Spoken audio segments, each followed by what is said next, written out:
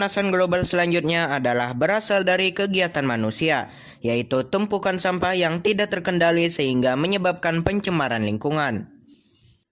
Menurut penelitian, sampah plastik mengeluarkan gas metana dan etilen ketika terkena sinar. Tentu saja hal ini akan berhubungan dengan peningkatan pemanasan global. Lingkungan yang bersih dan nyaman akan mendorong kita hidup sehat. Namun, masih banyak di antara kita yang masih tidak peduli akan keadaan sekitar. Contohnya, membuang sampah sembarangan. Membuang sampah sembarangan, terutama di sungai, akan menyebabkan terjadinya banjir karena akibat penumpukan sampah di lorong-lorong dan di bendungan sungai. Lalu, siapa yang dirugikan?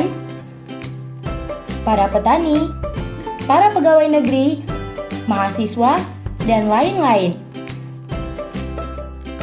Apa yang bisa kita lakukan?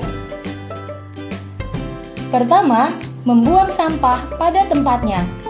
Kedua, mengolah sampah dengan 3R. Reuse, reduce, recycle. Reuse berarti pemakaian kembali, seperti contohnya menggunakan sepatu bekas menjadi pot bunga. Reduce berarti mengurangi penggunaan benda yang dapat merusak lingkungan, seperti mengurangi penggunaan kantong plastik. Dan recycle yaitu mendaur ulang, dan yang paling mudah adalah mendaur ulang kemasan kopi menjadi tas. Oke, sampah plastik emang jadi masalah besar dunia. Tapi ngomongin itu, kita juga terlibat karena faktanya Indonesia jadi penyumbang sampah plastik terbesar kedua di dunia. Tapi kalau masih mikir solusinya adalah buang sampah pada tempatnya, itu udah nggak efektif lagi. Sekarang kita harus mulai ngurangin pakai plastik atau milih pakai plastik yang bisa digunain berulang kali. Buat makan atau minum, bawa tempat makan dan botol minum yang bisa dipakai ulang. Kalau beli barang belanjaan di luar, selalu bawa kantong belanja sendiri, yang dari bahan yang bisa dipakai berkali-kali kayak katun atau kanvas. Atau kalau lagi kepengen banget pakai kantong plastiknya jangan langsung dibuang, karena siapa tahu bisa dipakai lagi. Tapi mau plastik atau bukan, semua barang yang kita pakai pasti ada masa akhir pemakaiannya, yang ujung-ujungnya harus dibuang juga. Makanya kita harus tahu tempat yang benar buat ngebuangnya.